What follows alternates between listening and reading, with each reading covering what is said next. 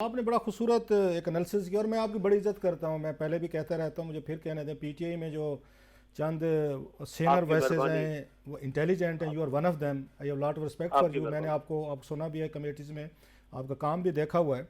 ये हमने बहुत देखा है सर शुक्रिया। कि ये जो जो भी आपने चीज़ें बताई हैं बिल्कुल ठीक आपने बताई हैं कि इसाक डार साहब वर्सेस ये मिफ्ता साहब जो हमने इश्यूज देखे हैं, तो और जो आईएमएफ के साथ सितंबर में इन्होंने डील को डिरेल किया, जो कि अगर हो जानी चाहिए थी तो आज ये मसले ना हो रहे होते।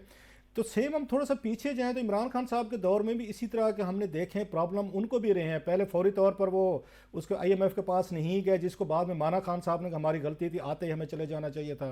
वो फिर उसको असद उमर साहब को लेकर आए, असद उमर साहब से नहीं चली, उनकी ना तजर्बाकारी ने उनको नुकसान दिया और डॉलर का रेट 150 और 155 पे किया। आपने उनको हटाया, फिर आपको याद हफीज़ शेख साहब को लेकर आए। अगर हफीज़ शेख साहब ने अपने तरीके से चलाने की कोशिश की, बात फिर नहीं चली। फिर शौकत तरीन साहब आ गए, अगर उनसे मामला जो हैं वो शायद आईएमएफ के साथ, जो इनका कहना है, हुकूमत जो तनकीद करती है खान साहब पे, वो कहते हैं जो आपने जनवरी फरवरी में जो थी आपने आपने उनसे कमिटमेंट की हुई थी आईएमएफ के साथ लास्ट ईयर, आपने पूरी नहीं की। पेट्रोल वगैरह पे सब्सिडी दी, आपने उनकी कीमतें नहीं बढ़ाई और आईएमएफ के साथ डील आपने वहाँ से जानबूझकर नाकाम की, क्योंकि पता था कि हम तो पावर से बाहर जा रहे हैं, तो नई हुकूमत है कि वो जाने और उसमें अवाम जाने। शेख रशीद साहब का बयान भी आपको याद होगा, उन्होंने कहा था कि खान साहब जो है ना, हम यहाँ पे बरूदी सुरंगें बिछा के जा रहे हैं। तो अवाम तो इसमें फंस गई है कि इनसे भी नहीं चीज़ें चली। आपके दौर में भी देखा हमने कि वहाँ भी आईएमएफ से रिलेटेड प्रॉब्लम रहे, तो अवाम तो फंस कर रह गई है दोनों साइड से। आपकी साइड भी देखती है, वहाँ भी प्रॉब्लम नज़र आते हैं, इनकी देखती है, बड़े प्रॉब्लम नज़र आते हैं। तो वेयर शुड वी गो? देखिए आसफ भाई, आपकी मेहरबानी, आपने अच्छे अल्फाज मेरे लिए आपको हमेशा आप लेते हैं, अल्लाह आपको खुश रखे। सर बात यह है कि जी देखें, जहाँ तक बारूदी सुरंगें की बात है, मैं तो नहीं समझता कि हमने कोई इस तरह की बारूदी सुरंगें डाली हैं, क्योंकि आफ्टर ऑल जो है ये सियासत से बालातर होके, बाकी चीज़ों से बालातर होके हमने सोचना है अपने मुल्क का कि ये मुल्क का आखिर बनेगा क्या।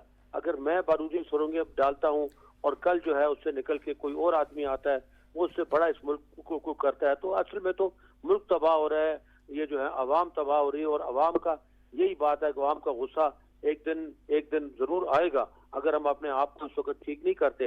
बात यह है कि जी देखिए, जब पहले ठीक है अपना असद उमर साहब ने डिले किया, लेकिन वो को नेगोशिएशन में लगे हुए थे। लेकिन बात यह कि उस वक्त भी जो डॉलर बढ़ा वो मार्केट बेस्ड हमसे पहले नहीं था, इन्होंने मार्केट बेस्ड नहीं रखा हुआ था। वही इनकी पहले पॉलिसीज बन रही थी कि उसको कंट्रोल्ड रेट रखा हुआ था, जिसकी वजह से डॉलर ने एकदम शूट किया।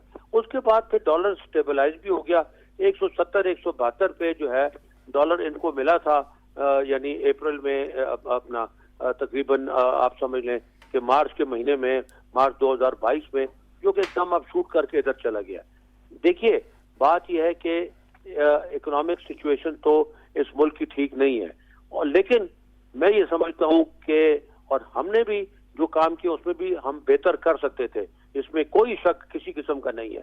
लेकिन उसमें आप ये देख लें कि आपके फिगर्स जो आपके पास हैं, मूडीज की रेटिंग आपके सामने है जो कि बेहतर हुई थी।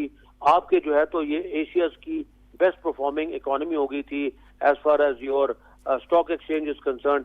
आपके एक्सपोर्ट्स बढ़ गए थे, आपकी जो है ये चीजें आपकी कंट्रोल में आ गई थी।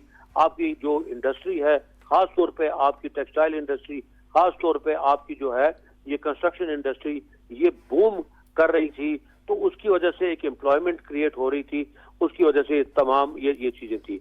वो आके पिछले 10 माह में जो तनज़्ज़ुली आई है ये अनप्रेसिडेंटेड है, पाकिस्तान की हिस्ट्री में अनप्रेसिडेंटेड है।